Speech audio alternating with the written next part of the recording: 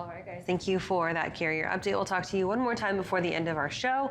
Right now, we're going to welcome in our next guest, and we've got Dr. Gregory Maloney joining us from Florida International University, talking about building our next generation of logistics leaders. And Dr. Maloney, thank you so much for being here on the show. We're excited to talk to you about this.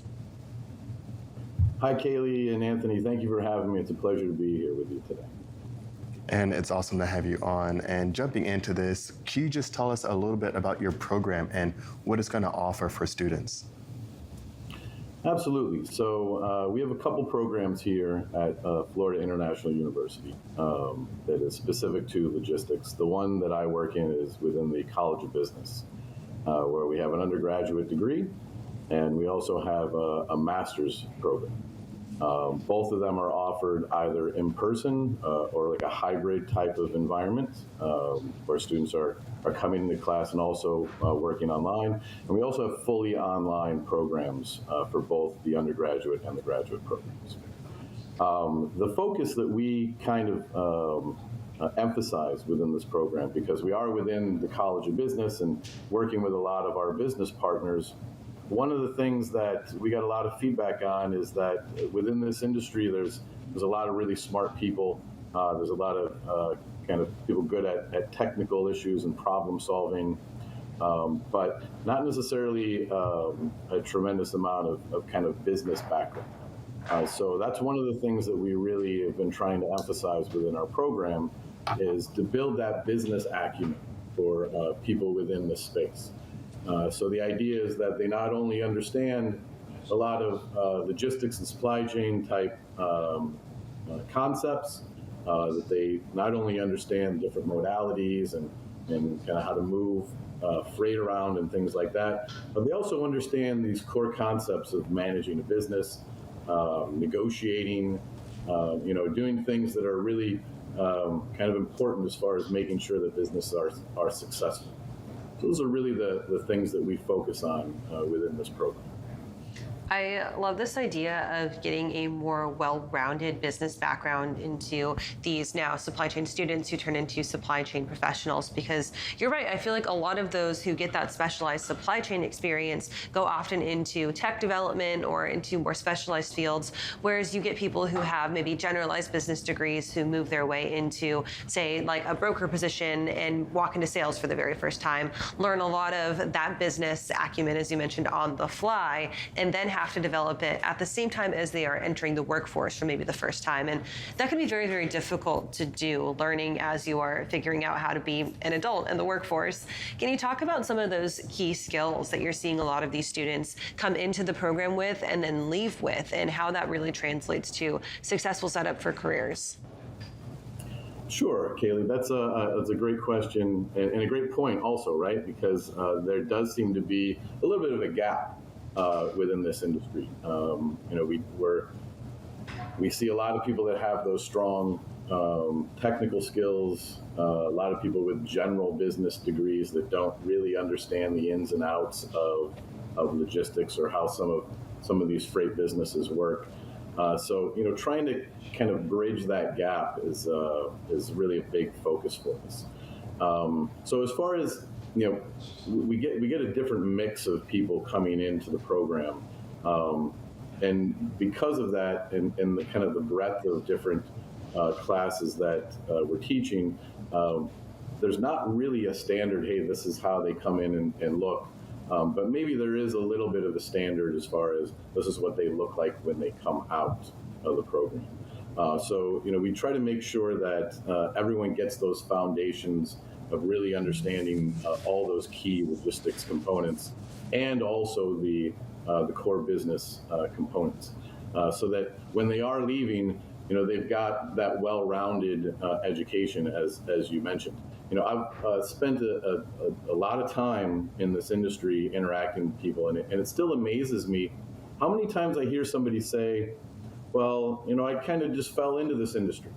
I was doing something completely unrelated, and then this happened, and I ended up in this space. I don't want to say by accident, but it wasn't really intentional with a lot of people. And I think part of the reason for that is that we also, as educational institutions, historically haven't done the best job as far as creating the right degrees for that next level of manager and director in these spaces.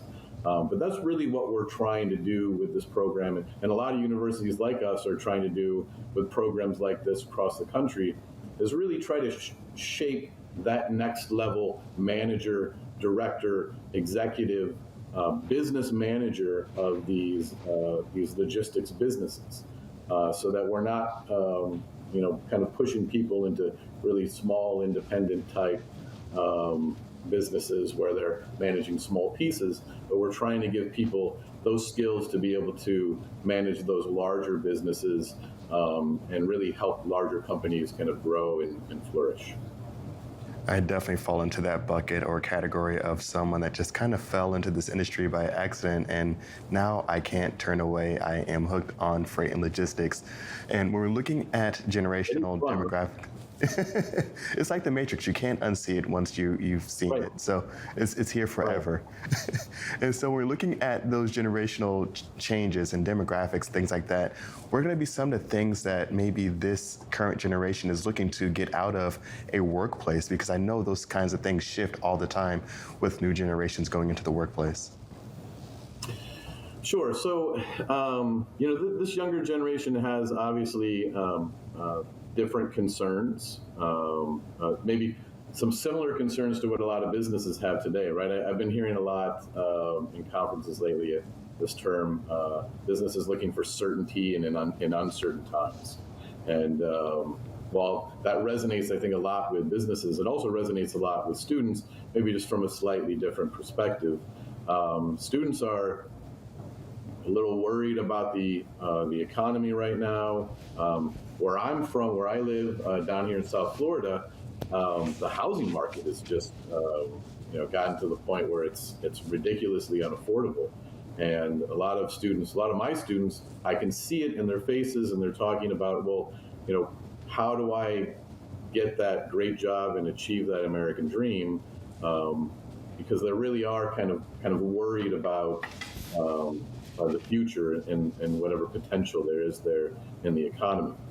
At the same time, we are seeing some optimism as far as careers that are available out there, especially when we talk to people about this industry and the fact that there's a lot of great hiring going on in this industry. There's other industries where it's even much more difficult to get a job. So there is some optimism there, kind of curtailed with a little bit of concern about the economy. So I think with that, what students are really looking for is, a company that has maybe a little bit of security, businesses that seem to not necessarily be so risky, but have a little bit of security as far as long-term careers, and then are also going to help students as far as that career growth. Companies that are looking at students and their future, and not only just kind of bringing them in as, hey, they thinking they'd be a great employee, but also helping them to develop and grow and thinking about them long term, I think is something that really is resonating really well with a lot of students today. There's also this.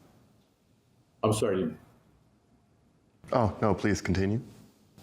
I was just going to say there's also this strange component lately with hybrid work, right? And that's something that came out from COVID, and I think a lot of this generation now is kind of used to it and is wondering if that's something that they can continue with.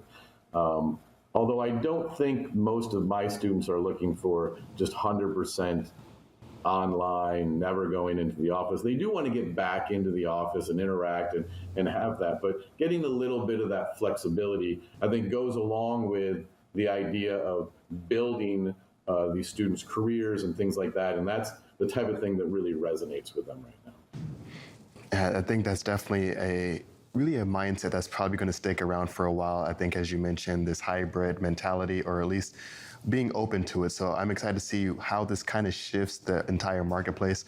Dr. Greg, thanks so much for joining us this morning. And if people want to find out more about your program or reach out, how can I do that? Right. So the main program that we're kind of promoting right now is our Masters in Logistics and Supply Chain Management program. So the website will kind of echo the abbreviation of that. MS for Masters of Science in Logistics and Supply Chain Management. So mslscm.fiu.edu. For Florida International University. And Anthony, before I go, I just wanted to quickly just tell you a little something about our university. Florida International University was just ranked by the Wall Street Journal as the 4th best public university in the country. We're really, really proud of that. And on top of that, this master's program was also ranked the 8th best master's in logistics and supply chain in North America. So we have a lot of great programs that people are interested in developing themselves. And for potential employers, we have over 55,000 students at our university. If you are looking to hire, please feel free to reach out to me at gmaloney@fiu.edu. I would love to interact with you and help you get involved with our students in our program. Definitely some awesome things going on in your neck of the woods there in Florida.